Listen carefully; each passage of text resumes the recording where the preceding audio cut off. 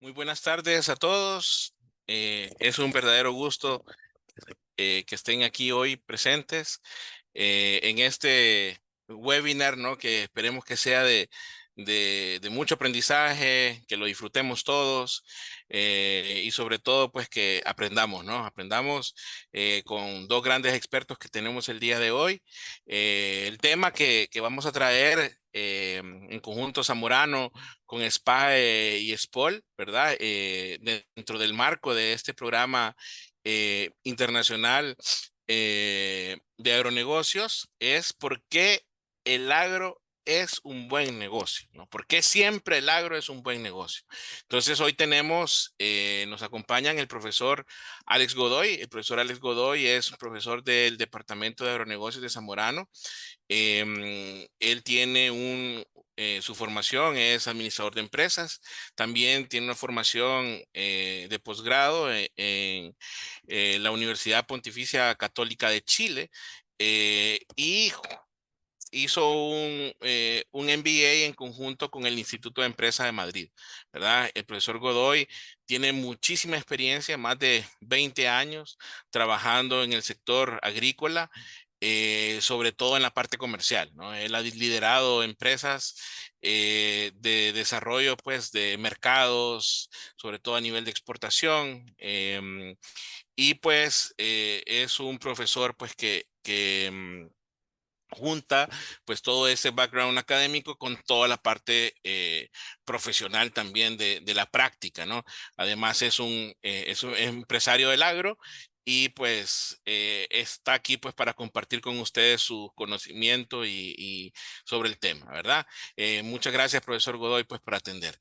Y también tenemos al doctor em, eh, Domínguez, Juan Manuel Domínguez, que él es ecuatoriano, ¿verdad? Él se graduó, su formación es de economista, con orientación en teoría y política, de SPOL, ¿verdad? Es un graduado de SPOL. Y luego sacó en el 2002 una maestría en economía también en España, en la Universidad Pompeu Fabra, y en el 2008 culminó sus estudios de doctorado en la Universidad de Minnesota, ¿no? Su tesis, ¿no? Su trabajo de investigación de doctoral fue relacionado a la economía de los biocombustibles, ¿no? Actualmente también es miembro de la facultad de SPAE, y es CEO del Financial Innovation Advisors, ¿no? Tiene muchas publicaciones académicas que han sido pues reconocidas tanto a nivel nacional en Ecuador como a nivel internacional y también ha combinado su carrera profesional, ¿verdad? No solo en la parte académica, sino que también ha sido viceministro de Agricultura y Ganadería del Ecuador, ¿verdad? Subsecretario de Planificación, de Políticas y Seguimiento y director ejecutivo del INIAP. Actualmente, ¿no? O más reciente, es el director de investigaciones y el subdecano, ¿no? Del SPAE. Em, y pues, entre otras cosas, ¿no? Que ya Juan Manuel lo va a poner a disposición de ustedes, también ha sido consultor, ¿no? De Banco Mundial, de ministerios, de Fontagro. Y pues bueno, es un gusto, ¿verdad? Estar aquí, Juan Manuel, también contigo.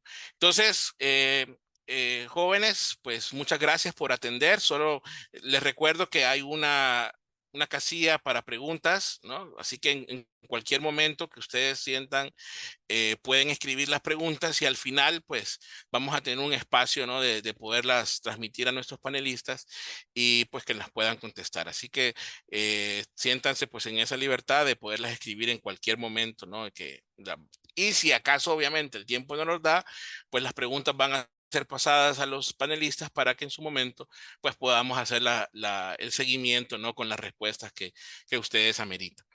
Entonces la dinámica, pues vamos a hacer un par de preguntas, ¿verdad? A cada uno de los panelistas y ahí vamos a ir conversando, ¿verdad? Sobre esto que nos apasiona, pues a todos los que estamos acá, que son los agronegocios, ¿no? Y por qué consideramos que el agro ayer, hoy, siempre será un buen negocio, ¿no? Entonces, comencemos, profesor Domínguez, em, hablando un poco, digamos, de mercados, ¿no? Que al final es algo que siempre nos llama la atención, o al tomador de decisión siempre está pensando en que si su producto o servicio va a atender de la mejor forma un mercado en específico, ¿no? Entonces, ¿cómo pueden lo llamamos los productores agrícolas de Ecuador, de Honduras, latinoamericanos en general, acceder a los mercados, ¿no?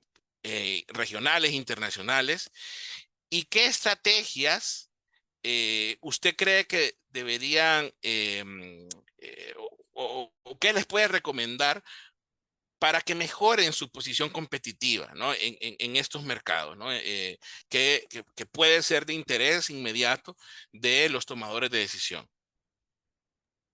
Bien, muchísimas gracias Julio, gracias por la presentación y realmente muchísimas gracias por esta pregunta muy interesante. También saludo a Alex y bueno, voy a hacer una presentación y tal como lo habíamos conversado, por favor siéntanse libre en comentar la presentación donde tengo unas ideas, donde trato de contextualizar cuál es la situación de los agronegocios actualmente y cuáles son las estrategias que han sido identificadas como las más exitosas en cuanto a aquellas empresas que han tenido exportaciones y han tenido innovación en sus productos. Entonces, voy a compartir en un ratito más en la pantalla. Por favor, me indican si es que pueden visualizar. Un segundito. Aquí está.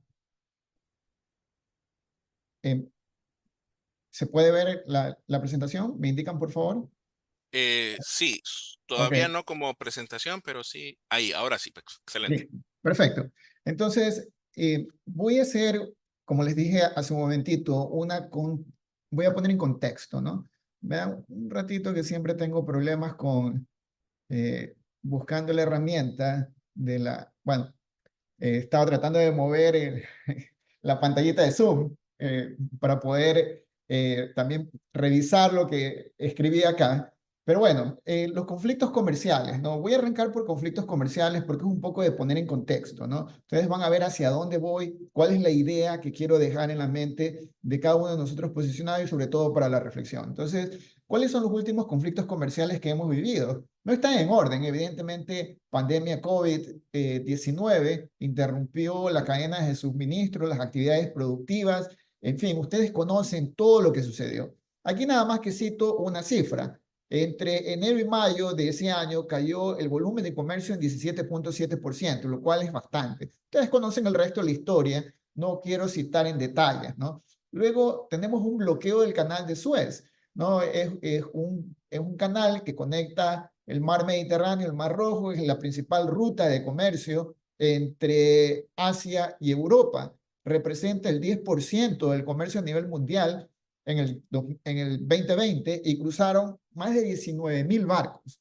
Luego tenemos el Brexit, que lo están viendo en pantalla la figura. Londres se retira de la Unión Europea, de la Unión Aduanera, ¿verdad? Lo cual también causa un conflicto, más que un conflicto, causa un impacto a nivel de comercio y de flujo de bienes y también de personas, porque sabemos que hay muchas personas que están, muchas personas del Reino Unido, de Inglaterra que están trabajando en Europa y viceversa. Entonces también se genera ciertas preocupaciones a pesar de que han existido diálogos para que los impactos sean menores, ¿verdad? También tenemos la guerra entre Rusia y Ucrania, que colateralmente, ¿a dónde nos lleva? Nos lleva a una crisis de energía, de petróleo y gas, una crisis de fertilizantes, una crisis de ciertos productos alimenticios, como conocemos los aceites de girasol, algodón, maíz, etcétera.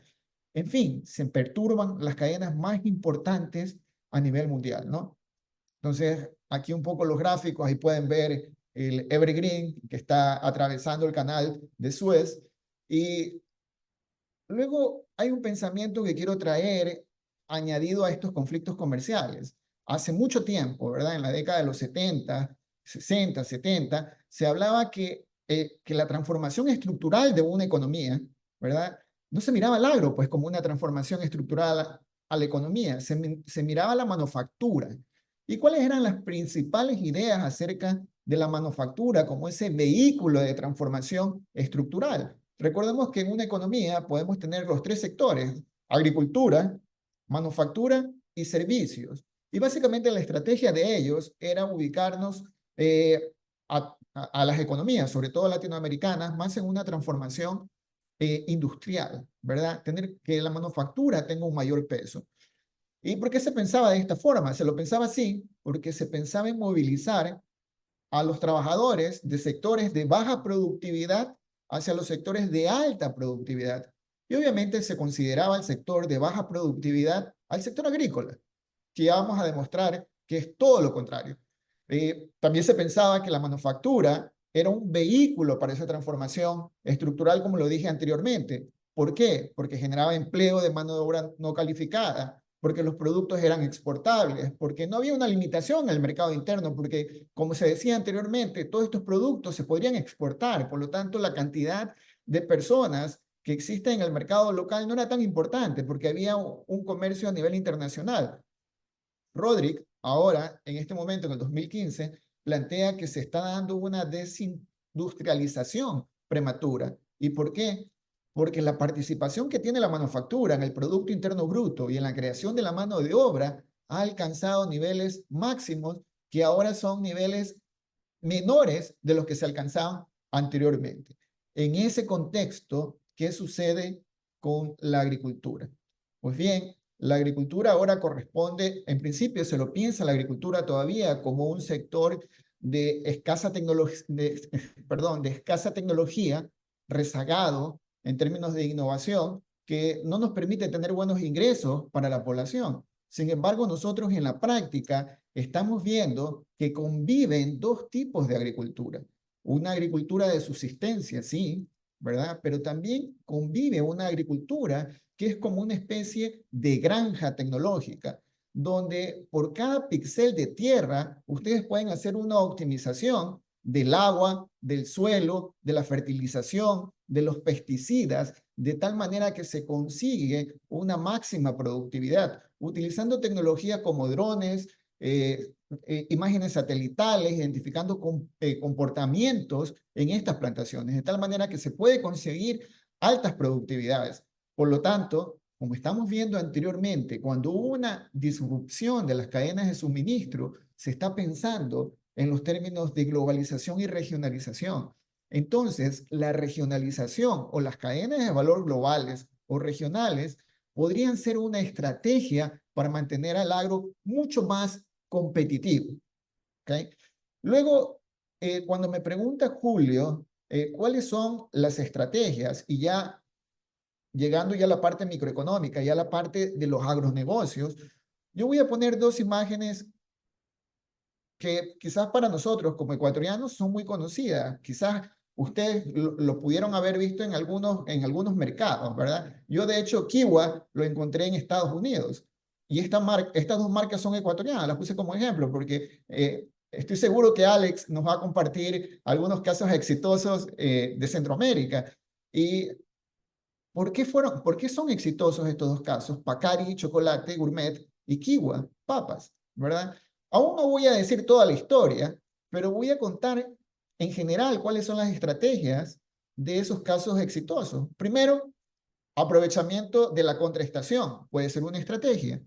¿Y cómo así el aprovechamiento de contraestación? Si ustedes saben que hay una temporada en cierto mercado internacional donde se demanda por ese producto, pero como muchos países no pueden abastecer, quizás hay que pensar en esa contraestación de tal manera que puedo ganar mucho más dinero y mi negocio va a ser más rentable. Segundo, la búsqueda de atributos. Ahora, los atributos son sabor, ¿verdad? Calidad, durabilidad, etcétera, que se traducen en certificaciones, desarrollo de marcas, denominaciones de origen, pero sobre todo la adopción de aquellas características que los consumidores demandan. Por lo tanto, en este momento, para ser competitivo y para que los agronegocios sean rentables y continúen siendo un buen negocio, tienen que ser pensados no como aquellos que entregan commodities, sino en aquellas cadenas de valor que tienen una competitividad sistémica que satisface los requerimientos de los mercados internacionales. Esas son las estrategias que tienen que seguir y que obviamente estos productos, estas marcas han seguido. No quiero contar toda la historia porque tengo mucho más que contar luego, en cuanto a esto, ¿cuáles son, por ejemplo, estrategias de agregación de valor, ¿no? Sobre todo si estoy mirando que quiero exportar, ¿no? Entonces, para productos frescos, por ejemplo, el cumplimiento de requisitos básicos en los mercados externos, requisitos de sanidad, inocuidad de los alimentos, de trazabilidad, etcétera, es clave si yo quiero mantenerme con exportaciones de productos frescos, pero estoy agregando valor haciendo aquello. Obviamente hay diferentes niveles, distancias de agregación de valor, credenciales de atributos que ya los mencioné, desarrollo de cualidades más valoradas, también las mencioné, sabor, calidad, durabilidad en percha y la venta temporal. Ahora productos procesados, claro, aquí podríamos tener el desarrollo de coproductos y la diferenciación de marcas. Y con esto concluyo, Julio, que es un primer bosquejo, estos son casos exitosos, y ya voy a mencionar el caso exitoso de Pacari y de Kiwa, ¿no? Esto tiene que ser el ecosistema deseable para que los agronegocios en un país sean exitosos y mantengan su rentabilidad. Primero, que todo, obviamente, debe haber una formación empresarial, ¿sí? Debe haber una inserción de las tecnologías, ¿verdad? Caso de Pacari, el caso de Kiwa. ¿Cuál es la tecnología que ellos utilizaron? ¿Sí? Kiwas trabaja con chips de papas. Utilizaron las semillas de las papas nativas del Ecuador. ¿Sí? Ahí tienes la puca chungo, tienes la llana chungo, corazón rojo, corazón negro, que cuando se mezclan en esa funda tienen unos colores interesantes, llamativos. Utilizaron tecnología con una formación empresarial, pero además se insertaron como una cadena donde arrastraron a los pequeños agricultores, ¿verdad? Esa es la fortaleza de esos productos que anteriormente los estábamos citando como estrategias ganadoras. Obviamente, la provisión de servicios públicos. No voy a mencionar todo, me voy a quedar con la provisión de servicios públicos. Nuestros países, los gobiernos, tienen que reconocer cuáles son los bienes públicos que tienen que entregar para poder consolidar el desarrollo de estas cadenas agroproductivas. Por ejemplo, si en algún momento se requiere de tecnología, de semillas certificadas, el impulso de los gobiernos en el desarrollo de esta tecnología va a ser crucial para que estos negocios se mantengan como negocios altamente productivos. Finalmente, la marca Pacari. Más adelante la voy a mencionar quizás como en otro ejemplo, pero les anticipo, la marca Pacari tiene una credencial fuerte porque ayuda al desarrollo sostenible del cacao, fortaleciendo y visibilizando el trabajo de las mujeres. Con esta frase cierro, los consumidores no solamente quieren comer los commodities o quieren consumir los commodities, quieren conocer cómo los producen, de dónde vienen, qué características tienen estos productos. ¿Sí? Los consumidores cada vez se informan mucho más de los productos que están en su mesa. Si uno satisface esos requerimientos, los agronegocios van a seguir siendo muy rentables. Excelente, Juan Manuel. La verdad, aquí en Zamorano hemos tenido la fortuna de probar ambos, pues, porque hay hay mucho ecuatoriano, ¿no? que participa, pues, de los programas que tenemos también. Entonces, hemos tenido la oportunidad de saborear los productos de Pacari y de Kiwa, ¿no? Así que, la verdad, sí son muy buenos. Y sobre en esa línea, ¿no? Sobre el aprovechamiento, ¿no? De esa identificación de oportunidades y ver cómo en el entorno, ¿no? en el que se encuentran estos agronegocios, pues al final comienzan estas estrategias que mejoran la competitividad, ¿no? Y sobre esa línea, pues le quisiera preguntar ahora al profesor Godoy, em, vaya, todos pues aquí que estamos presentes conocemos que nuestros países latinoamericanos pues tenemos muchos retos, ¿no? Y van desde retos climáticos, que cada vez, pues, con el cambio climático, pues, se vuelven, pues, un poco más difíciles de llevar, ¿no? O en algunos momentos se presentan como oportunidades también. Eh, pues temas políticos, temas estructurales, ¿no? Como que al final Juan Manuel comentaba, ¿no? La necesidad del gobierno de identificar estos bienes que deben de estar al servicio, pues, del agro. Entonces, tú, Alex, ¿qué consideras que pueden ser esos factores clave, digamos, que pueden hacer al sector agrícola o al sector agropecuario, a los agronegocios, que sean resilientes a todo esto que Juan Manuel nos comentaba, ¿no? En todo ese, en su exposición. Sí, muchas gracias, profesor Rendón. Bueno, para conectar un poco con lo que el profesor Domínguez ya estaba diciendo, mira, hay que diferenciar entre un negocio, un agronegocio que ya está corriendo y un agronegocio que quiere entrar, ¿verdad? Entonces, ahora, un negocio que está, porque obviamente un agronegocio es es la producción, el procesamiento y la distribución de productos agrícolas, ¿no? Para, digamos, sentar la base de lo que realmente estamos hablando. O sea, producción, distribución, procesamiento y distribución de productos que son agrícolas. Eh, Mira, la razón por la que normalmente los negocios fracasan es porque existe una desconexión, un misfit entre lo que el mercado quiere y lo que yo quiero producir. Es decir, primero es el mercado, yo primero analizo el mercado y después regreso a la mesa de dibujo, veo las condiciones edafológicas que yo tengo y voy a producir lo que el mercado quiere, si las condiciones edafológicas me lo permiten. Esa es la primera decisión que yo tengo que tomar. Y la segunda es que eh, si usted es un nuevo negocio que quiere entrar, porque si es un negocio que ya está, de alguna forma a usted le toca bailar bailar con la renca que tiene, pues es decir, si se baja del caballo, pues lo revuelca, ¿no? Entonces, ahora, si usted es un nuevo negocio, lo que usted va es estudiar el mercado, va y ve qué es lo que usted puede producir en su tierra y le va a apostar a producir el producto que se puede producir en su tierra que tiene el mayor valor comercial. Porque lo que pasa con el agricultor nuestro es que produce no lo que el mercado, para empezar, no lo que el mercado quiere, pero si en todo caso ve lo que el mercado quiere, produce lo que le es más fácil, no lo que es más rentable. Y ahí está el problema. Entonces yo les pongo un ejemplo que la gente de Ecuador conoce muy bien. ¿Cuál es el principal cultivo agrícola de exportación del Ecuador? Sin dudar equivocar es banano. Pero, digamos, el valor comercial de un contador de bananos son, digamos, si lo vende bien, 9.50, $10 por caja, digamos, por 1.000 cajas o 900 y algo de cajas, 940 cajas, está hablando de 9.000, $10.000 en lo sumo, ¿no? Pero ¿cuánto cuesta, digamos, claro, si su tierra es lo que le permite, eso es, pues no hay nada que hacer, pero si usted pudiese producir un producto mayor valor, digamos, como camarón, que eso puede costar llegar $150.000 si usted le agrega valor agregado, o blueberries, que un contador no fácilmente llega a costar $200.000, ¿no? Entonces, esa es la otra decisión. Yo voy a estudiar el mercado, produzco lo que el mercado necesita, pero no necesariamente lo más barato que el mercado necesita, no lo más rico, ¿verdad? Eso para poner en contexto, porque en base a mi experiencia es la razón por la que principalmente los negocios fracasan. Ahora, en relación a su pregunta, profesor Rendón, ¿cuáles son esos factores que pueden hacer que el agronegocio en Latinoamérica funcione?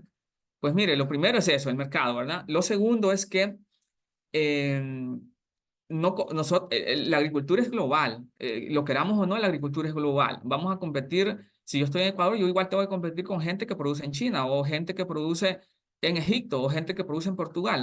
La agricultura ya no es una cosa regional, es un tema global, ¿verdad? Entonces, cuando un negocio se convierte global, yo tengo que competir. ¿Cuál es la manera más eficiente de bajar los costos? A mí me da un poco no sé si tristeza o ganas de reír, creo, cuando a los departamentos de compras se les pide, cada año tienen que comprar más barato. Entonces, hay un momento donde digo, bueno, va a querer que se lo regale, pues. Porque creemos que la manera más eficiente de bajar los costes es comprando más barato, y eso no es cierto. La manera más eficiente de bajar los costes es a través de la productividad. Y el tema de la productividad es quién establece la frontera de la productividad, el que es más eficiente. Entonces, obviamente, si yo quiero competir en un mercado global, le tengo que apostar al tema de la productividad. No es lo mismo un productor que produce 2.500 cajas por hectárea de bananos a uno que produce 4.500. Obviamente, ¿quién está más preparado para competir? El que produce 4.500, aunque sea un commodity, porque obviamente hablamos mucho de la diferenciación, pero en agricultura no necesariamente todos los productos se pueden diferenciar. Vaya, por ejemplo, yo quisiera tener un mango sin semilla, imagínense un mango sin semilla, ¿no? O sea, que me lo coma, un aguacate sin semilla. Eso para la industria de procesamiento sería un super avance. Pero ¿cuánto me va a costar a mí desarrollar un mango sin semilla? O un aguacate sin semilla.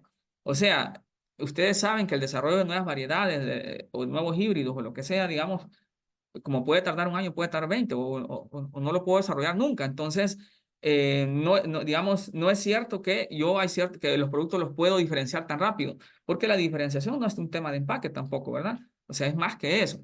Entonces, mercado, productividad. La otra cosa es que debemos apostarle el tema de la tecnología, digamos. Nos cuesta hacer los cambios necesarios para podernos adecuar a la tecnología. Como digo, la competencia es global y debemos estar preparados para competir globalmente. Ahora, el otro factor que yo siento que nos atrasa, sobre todo en la parte mental, es que nosotros como agricultores esperamos que el gobierno lo haga todo.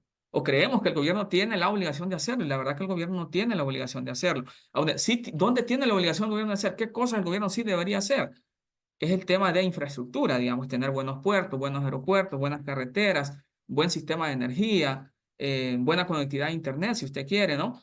¿Por qué? Porque estos son proyectos de país, son proyectos, digamos, que es difícil que una empresa privada, que un inversor privado tenga la capacidad él solo de poder generar masa crítica. Pero la parte de innovación, la parte de nuevos productos, nuevas oportunidades, eso lo tenemos que hacer el sector privado y dejar de depender tanto del gobierno. Yo creo que eh, si nosotros logramos enfocarnos en esos tres aspectos, cuatro cosas, digamos, tenemos bastantes posibilidades de hacer las cosas, ¿no? Bien, hacerlas bien, competir bien. Excelente, profesor Godoy. Muchas gracias. Y sí, la verdad, ya en lo que nos ha comentado Juan Manuel y ahora Alex, vemos que, pues sí, que los agronegocios tienen muchísimos lados, ¿no? O sea, muchísimos lados por las cuales podríamos aprovechar una situación, un elemento de entorno, una oportunidad de mercado, eh, un tema, digamos, climático, el desarrollo de un clúster, pero vemos que todas esas decisiones al final se necesitan tomarlas de una forma estudiada, pues, o sea, hay que poderlas tomar de la mejor manera. Y para eso, pues, hay formación, ¿no? Hay educación. Detrás de estas decisiones. Desde luego, la práctica también, ¿no? La práctica, el lanzarme, el estar de lleno en el mercado, pues me da también esa formación que necesito. Pero por eso pues le hago la siguiente pregunta a Juan Manuel y es en relación al rol, ¿no? El papel que juega o que jugamos nosotros pues en la academia también en los agronegocios, ¿no? Cómo el rol que juega la educación en los agronegocios en el desarrollo de todas esas habilidades que necesitamos para poder identificar esos elementos de competencia, esos elementos de mercado, esos elementos de decisión que al final hacen que el agronegocio sea un buen negocio, ¿no? ¿Qué considera usted cómo ha evolucionado, digamos, la educación y en qué momento estamos de cara a dar ese servicio a los tomadores de decisiones en el agro? Ok, Julio, una pregunta súper interesante que la voy a contestar. Nuevamente tengo un par de diapositivas donde voy a hacer de referencia a mis puntos. Sin embargo, quiero abrir con lo siguiente, porque el profesor Godoy lo dejó bastante claro y lo cual yo coincido. Realmente los gobiernos tienen presupuestos limitados y en ocasiones las decisiones, los hacedores de políticas están en función de ciertas prioridades y se mueven hacia ciertos sectores que declaran como estratégicos. Y usualmente, como es la realidad de algunos países latinoamericanos y sobre todo ecuatorianos, el presupuesto asignado por el gobierno central hacia la inversión en el Ministerio de Agricultura, que es el representante del sector, es relativamente baja, ¿verdad? Sin embargo, no se espera del gobierno un rol eh, quizás quizás por no poner, estoy tratando de buscar una palabra, la palabra adecuada, ¿no? que el gobierno tiene que hacerlo todo, ¿verdad? Con un bajo presupuesto. Sin embargo, hay cosas que son fundamentales y por eso yo decía hace un momento, el rol del gobierno puede ser claro ¿en qué? En hacer los mercados competitivos, tomando en cuenta las siguientes ideas. ¿Dónde se tiene que invertir para hacer un mercado? Perdón, para hacer un mercado competitivo. Primero, investigación y desarrollo. Investigación y desarrollo. Hay que repetirlo como 3 veces, porque es primero, segundo y tercero, investigación y desarrollo. Segundo, ¿verdad? Es infraestructura. Tercero, ¿verdad? Es inocuidad, trazabilidad, calidad de los alimentos. Y por último, marketing. Si usted invierte estas 4 cosas, que en ocasiones es apoyo por parte de los sectores gubernamentales, ustedes van a transformar los sectores y los van a hacer competitivos. Y ahí voy, y aquí tengo la conexión con la pregunta que usted me hacía, Julio. ¿Dónde viene la parte de investigación, desarrollo y que tengo que incluir educación agrícola? ¿Sí? Y hablando educación agrícola en el sentido más amplio de su concepción. ¿Ok? Entonces voy a compartir un par de diapositivas. Un segundito. Par de diapositivas. Se me perdió la diapositiva. Aquí está, aquí está. Donde tengo apuntado un par de ideas, ¿no? Observen dónde están nuestros países, dónde está Ecuador y dónde están nuestros países en términos del desarrollo del sistema alimentario y la capacidad de innovación. ¿Sí? Reflexionemos un ratito con este gráfico y yo ya ubico rápidamente los cuadrantes donde está Ecuador. Acuérdense que en el eje horizontal está el desarrollo del sistema alimentario y en el eje vertical está la capacidad innovadora. Ecuador está en el cuadrante inferior izquierdo. ¿Qué significa esto? Significa bajo desarrollo del sistema alimentario, baja capacidad de innovación. Y aquí no solamente estoy hablando y no se habla de la capacidad de innovación como el desarrollo de semilla, el desarrollo de nuevas plantas, ¿verdad? Sino cualquier aspecto que signifique una innovación en la cadena de valor agroalimentaria. Cualquier aspecto, que incluso podría ser la presentación del producto, podría ser el empaquetado, podría ser alguna maquinaria, cualquier tipo de innovación. Esa es la situación que está teniendo mi país y el resto de países de América Latina, ¿verdad? Claro, si ustedes quieren ver ya un poco el análisis, pueden ver que los mejores países que están en una mejor situación, Brasil, Chile, Costa Rica, México y Uruguay, tienen un alto sistema agroalimentario y un alto sistema en la capacidad de innovación, ¿verdad? Esos serían los países por contrastar, son los dos cuadrantes, cuadrante inferior izquierdo, cuadrante superior derecho. Lo siguiente es que observemos cuál es el crecimiento de la productividad total de factores agropecuarios en América Latina desglosados por países. ¿Sí? Puedo hacer el análisis de todos los países que están aquí graficados, sin embargo me voy a quedar con uno, ¿verdad? Que en este caso es nuestro país. Miren cuál es el crecimiento de la productividad total de factores. La productividad total de factores es la tecnología, que se contribuye en esta área tan importante, el sector agropecuario. ¿Sí? Tenemos una caída de la productividad total de factores.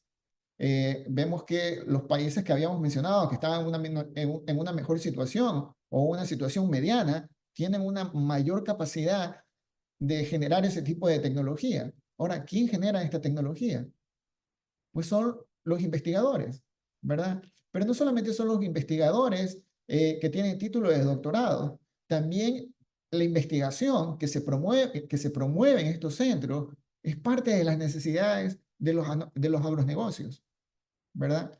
Y aquí tenemos todo un ecosistema de innovación, donde tengo las empresas, los agronegocios, donde tengo los centros de investigación especializados y obviamente también existen agencias gubernamentales, como por ejemplo las agencias que llevan todo este rol de trazabilidad e inocuidad de los alimentos, que son agencias que deben abrir mercados a través de la homologación de los protocolos entre diferentes países.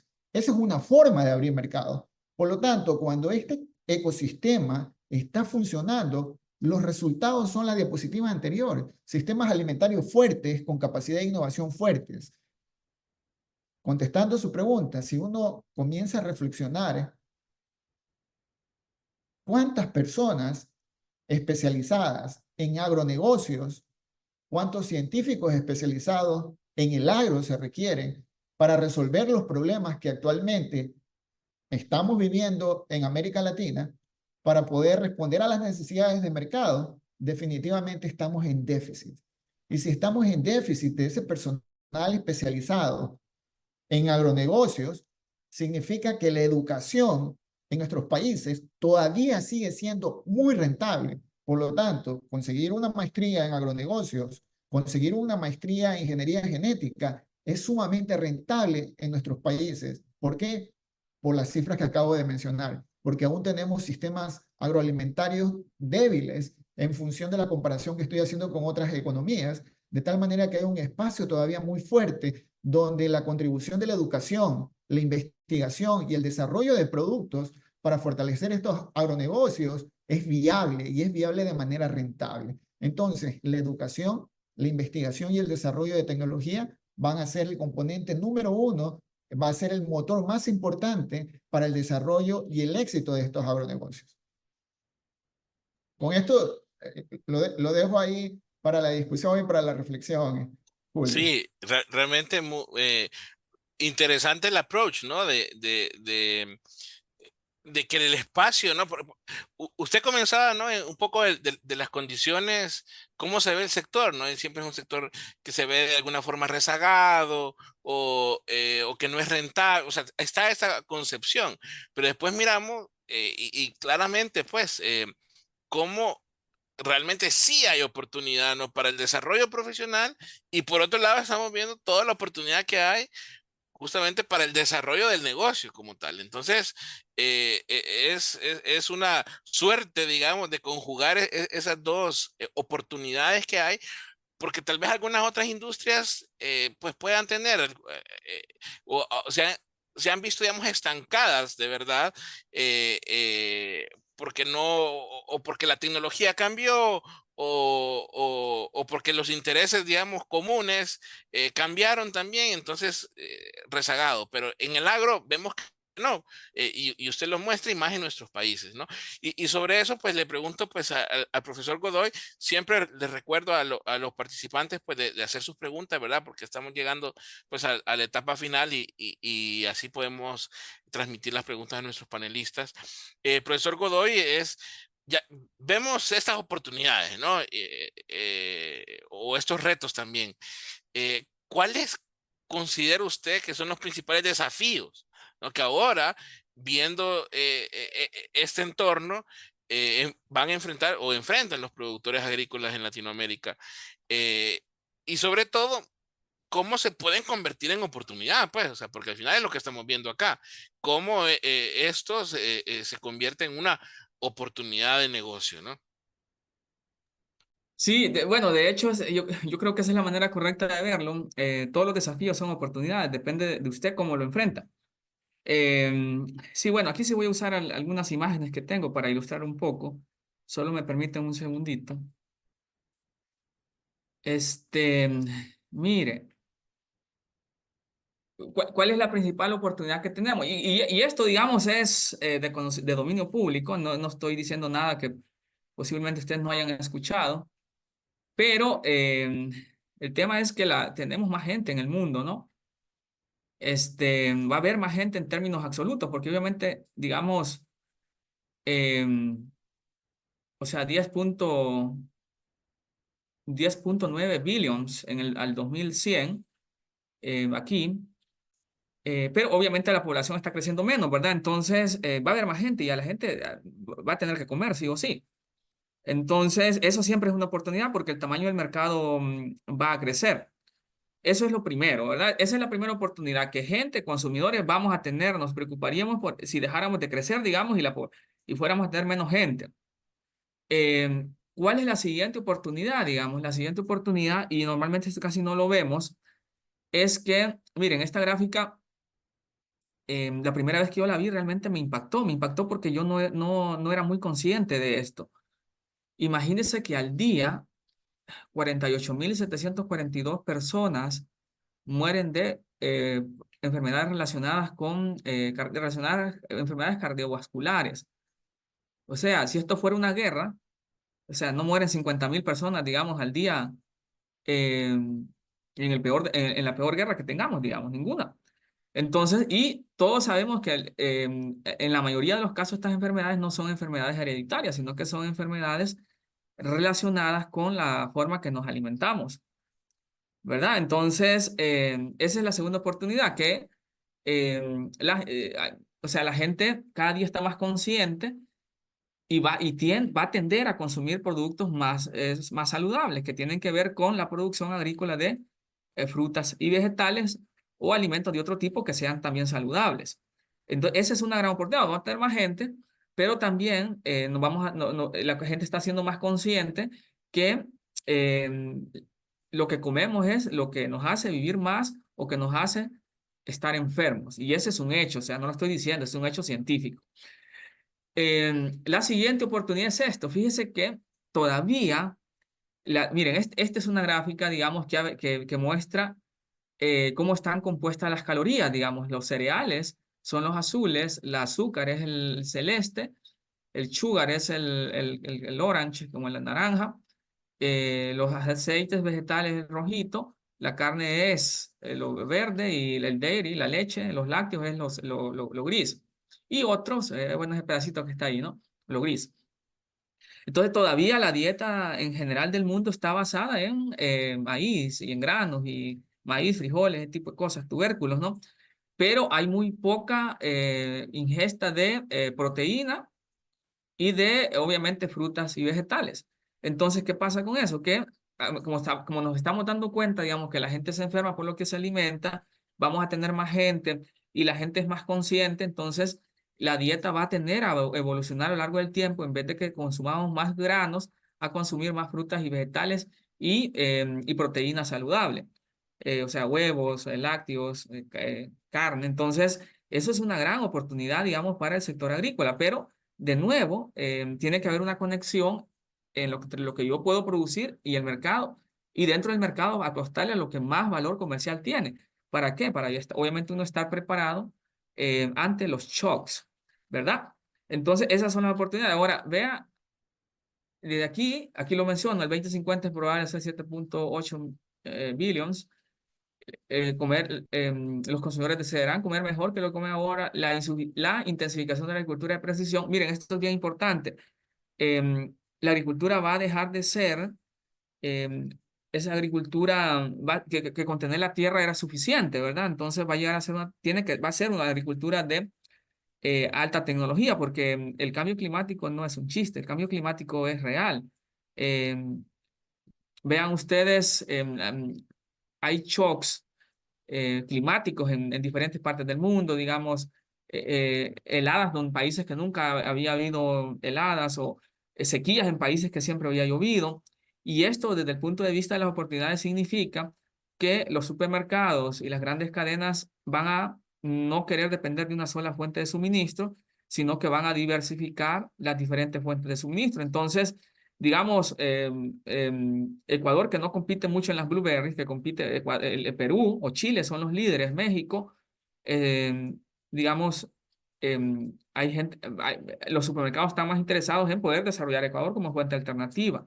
¿Por qué? Porque si hay algún problema climático, lo que sea en Brasil, digamos, pero a Ecuador no le afecta, entonces tenemos el backup para que no quedarme sin ningún suministro, ¿verdad?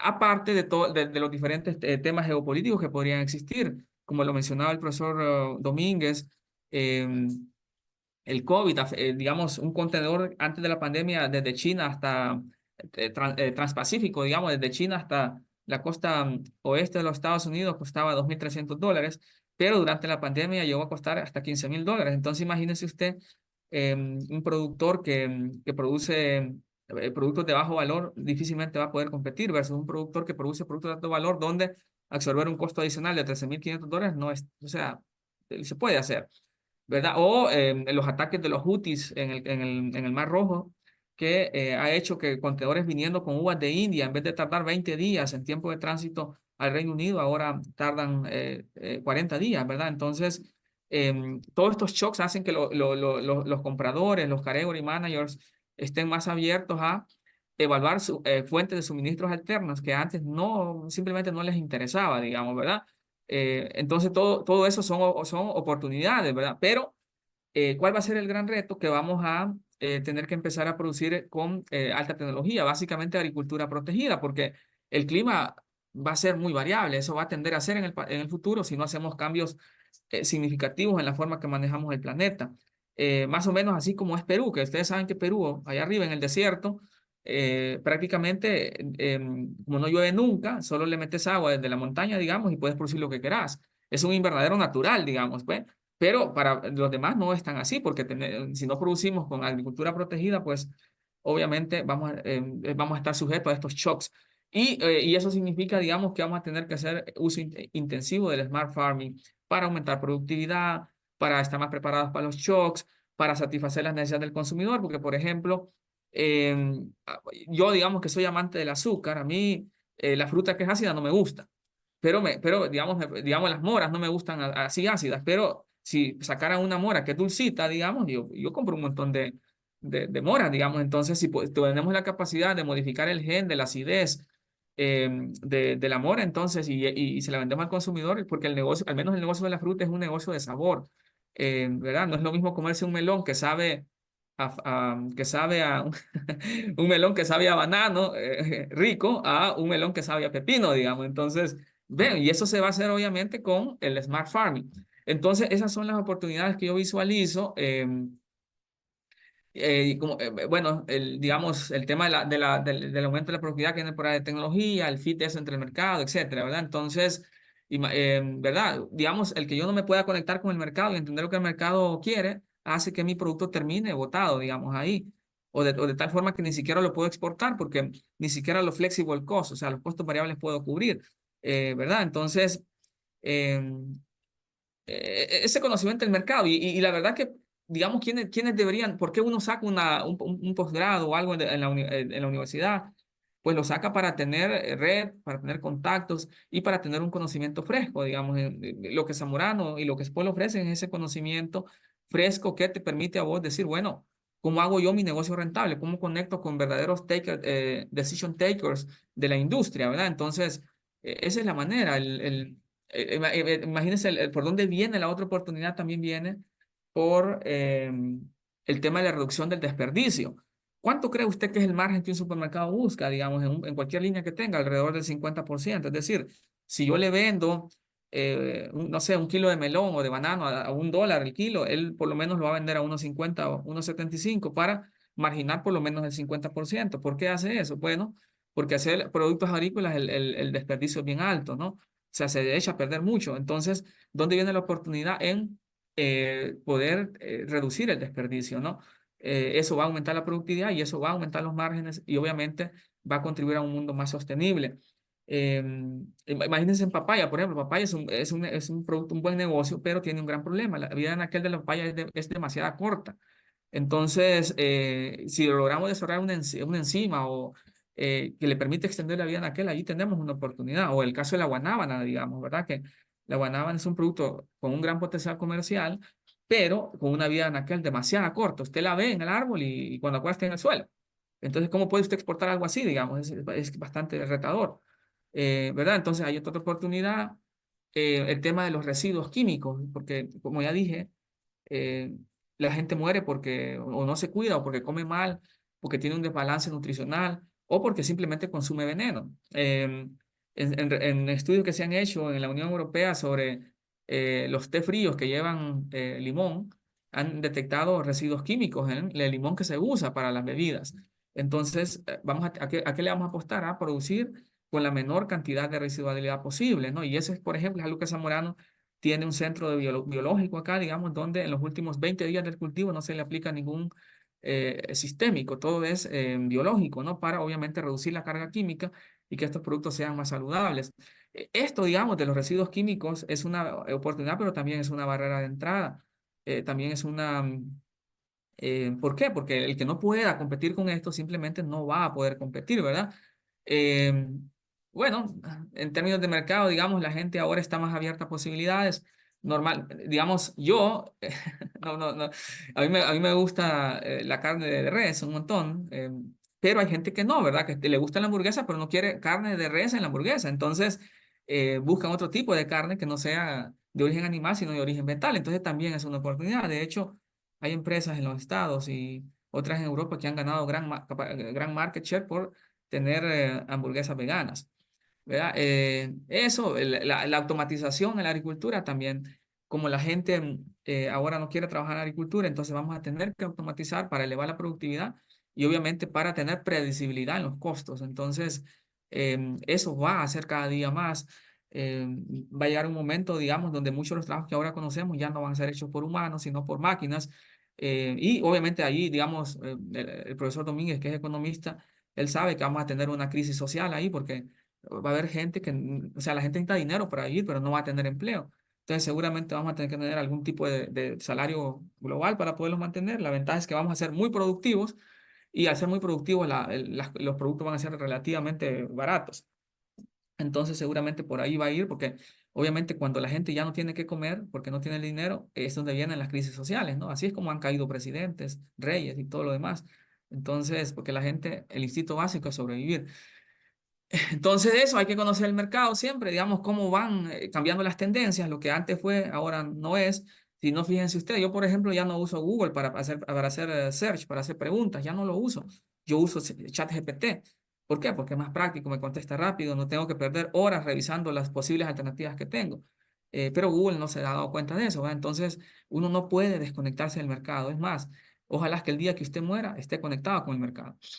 Eh, bueno, y eso, siempre me gusta esta frase de San Francisco de Asís que dice, empieza haciendo lo necesario, luego haz lo que sea posible y de repente estarás haciendo lo imposible. Es decir, si usted piensa tener la mega compañía para empezar, nunca la va a tener. Empiece como pueda. Es mejor mal hecho que nunca hecho. Y en el camino voy a ir aprendiendo. No sé, profesor Rendón y profesor Domínguez, más o menos yo por ahí visualizo las oportunidades. Si tienen alguna pregunta, pues. Excelente, profesor Godoy. Muchas gracias de verdad.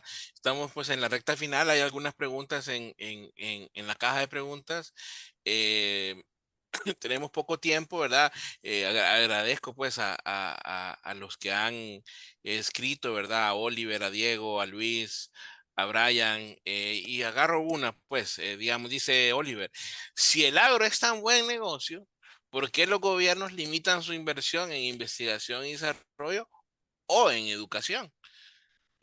No sé, Juan Manuel, no sé si quieres rápidamente pues poder contestar esa pregunta. Eh, Puedo dar algunas ideas que se me vienen ahora a la mente, ¿no? Por ejemplo, en la realidad ecuatoriana, en este momento hay otras prioridades, ¿no? Por ejemplo, el tema de seguridad, etcétera, ¿no? Entonces, creo que eso ha pasado de ciertos gobiernos a otros gobiernos, ¿no? Entonces, se da prioridad a lo coyuntural, pero no se piensa estratégicamente en el largo plazo. Yo lo decía hace un momento, educación, investigación y desarrollo es crucial, y obviamente son políticas estatales que se tiene que mantener la senda de investigación y de desarrollo y de educación para poder crecer ilimitadamente. Sin embargo, con esto me permito aclarar una cosa.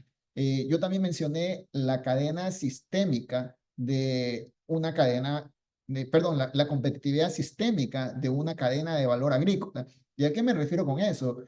Tal como lo mencionaba, y de hecho hizo una muy buena definición el profesor Godoy, que es un agronegocio. Un agronegocio no solamente es producir, es tener la provisión de materia prima, de insumos, de fertilizantes, de bioquímicos, insecticidas, fungicidas, es transportación, es comercialización, etcétera. Entonces, claro, a eso me refiero con tener una competitividad sistémica de las cadenas de valor. Y obviamente la ciencia y la tecnología puede estar en cada uno de esos insumos que requiere la cadena de valor global, si lo quieres poner de ese punto de vista, para que ese agronegocio funcione. En ocasiones, la competitividad puede ser natural. Por ejemplo, nosotros decimos acá, que obviamente sin ánimos de ofender a ningún país, ni a ninguna región, decimos que producimos el mejor cacao del mundo, ¿verdad? Y eso viene ya por la naturaleza de nuestro suelo, de nuestro ambiente, de nuestras plantas, que nos dan esa competitividad natural.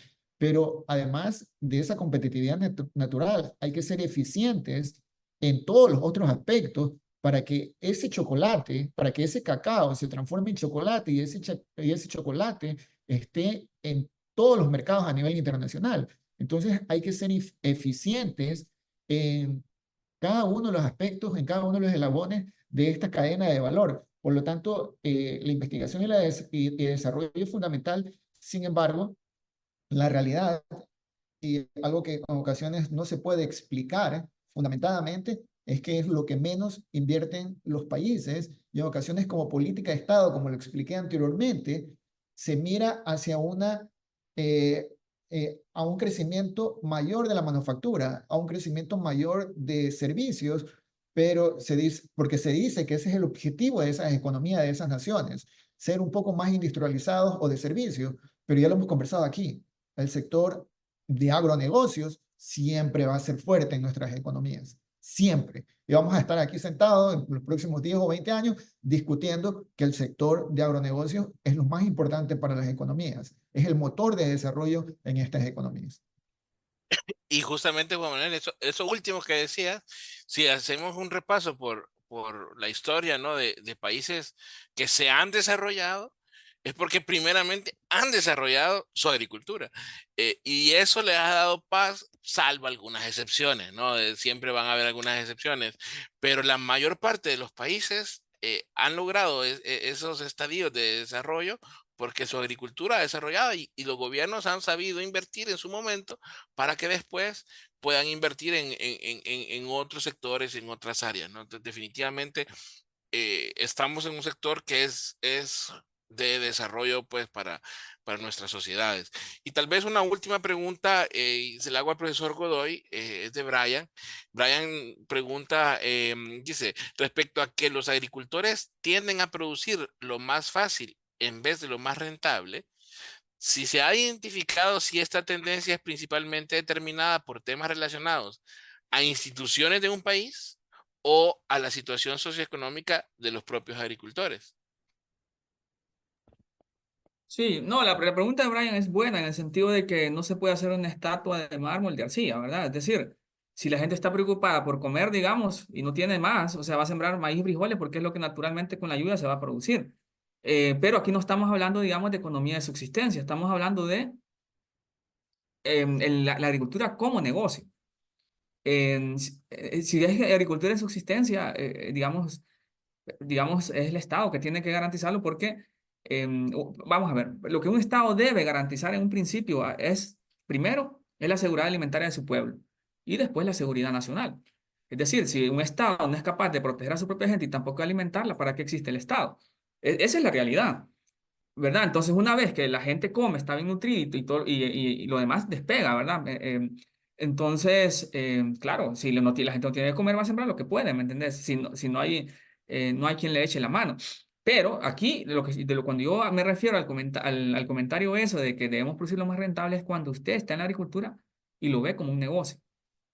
Porque aún viéndolo como un negocio, yo sé que tenemos la cabeza cerrada en muchos de los casos y producimos lo que el vecino produce, habiendo otras oportunidades, ¿verdad? A eso es mi comentario. ¿Ok? Excelente, profesor Godoy. Y bueno, vamos cerrando un poco, ¿verdad? Y de hecho aquí ya aprovecho pues para despedir al profesor Godoy y al profesor Domínguez. Vamos a hacerle llegar las preguntas pues que se quedaron ahí en el tintero, pues para que en unos días pues nos las puedan contestar y después podamos regresarlas a quien la hizo, ¿verdad? Ya con sus respuestas. Les agradezco grandemente, ¿no? Su participación. He disfrutado todo este rato, pues, de estarlos escuchando, ¿no? Y compartiendo con ustedes, no sé, un par de 30 segundos, palabras finales. Y antes, pues, vamos a darle, después de sus palabras finales, a Jonathan, que nos acompaña, pues, que tiene un importante mensaje también, pues, para nuestra audiencia. Profesor Domínguez, si gusta, pues, unos 30 segundos para despedirse y luego, profesor Godoy. Bien, voy a tratar de ser súper súper breve, que no es mi característica. Bien, los agronegocios, como vimos en un repaso, yo creo que general, ¿verdad? Un resumen rapidísimo, los agronegocios son definitivamente rentables y hay estrategias que están identificadas y que son ganadoras. El profesor Godoy mencionó, hay muchos desafíos, ¿verdad? Satisfacer las exigencias de los consumidores a nivel internacional es realmente un tremendo desafío, ¿verdad? Porque los consumidores, como lo dije hace un momento, no solamente quieren consumir esos alimentos o esos productos agroindustrializados, quieren conocer mucho más acerca de esos productos, quieren conocer cómo fueron producidos, cuál fue el sistema de producción, quieren conocer si es que esos agronegocios están cumpliendo normas legales en términos de contratación laboral, si están cumpliendo con requisitos ambientales, si hay una trazabilidad de dónde vienen esos productos. Estamos hablando de la forestación o reforestaciones. Entonces, el consumidor ahora es mucho más exigente en cuanto a la información de qué productos van a servir para su alimentación. De tal manera que satisfacer esos desafíos pueden generar grandes oportunidades para los agronegocios existentes y futuros. Excelente, excelente reflexión. Profesor Godoy. Sí, no, muchas gracias a todos. Espero verlos aquí en el programa. Seguramente va a ser bueno para todos. Y no, y siempre hay oportunidades para aquel que está preparado, como dijo Séneca, ¿no? La suerte es cuando confluye la preparación con la oportunidad. Entonces me quiero despedir con ese mensaje. Prepárese y busque la oportunidad. Cuando ahí le aparezca, usted va a estar listo. Mucho gusto. Cuídense E- mucho. Excelente, muchísimas gracias. Jonathan, si gustas, puedes por favor compartir pues este mensaje importante pues para nuestra audiencia. Hola, ¿qué tal a todos? Pues ahorita les comparto pantalla para que podamos visualizar una pequeña presentación. Permítanme.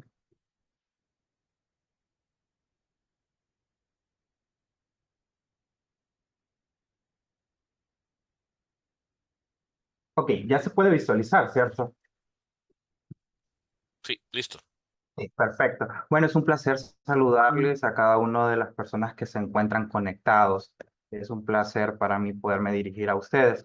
Pues en alianza con la Universidad de SPAE y la Universidad Zamorano, nosotros les presentamos lo que es el Programa Internacional de Dirección de Agronegocios, más conocido como PIDA. Este programa, ¿verdad? Es un programa súper completo que está diseñado más que todo para aquellos ejecutivos de agronegocios, aquellos altos mandos. Este es considerado lo que es un diplomado, ¿verdad? Nosotros también lo hacemos llamar como micromaster. ¿Por qué? Porque nosotros incluimos muchos temas, ¿verdad? Que tienen mucha similitud con los máster. Entonces, este más que todo va dirigido a aquellas personas que quieren reforzar los conocimientos que ya tienen y también para actualizarse, ¿verdad? Respecto a los agronegocios. Este programa tiene una duración de 4 meses, es una modalidad online y sincrónica, ¿verdad? Este programa inicia el 19 de agosto y como horarios los tenemos de lunes, miércoles y viernes. Es un programa súper completo, la verdad. Este programa, como les mencionaba, ¿verdad? Está dirigido a fomentar las habilidades de liderazgo a los altos ejecutivos de empresas agrícolas y también, ¿verdad? A aquellas personas que se dedican a los agronegocios. Como menciona acá, ¿verdad? El fin de este programa es que se mejore la competitividad de los agronegocios y sus adaptaciones globales. Como parte, ¿verdad? De este programa se incluye lo que es una visita de una semana al campus de Zamorano, a la Universidad del Zamorano, ¿verdad?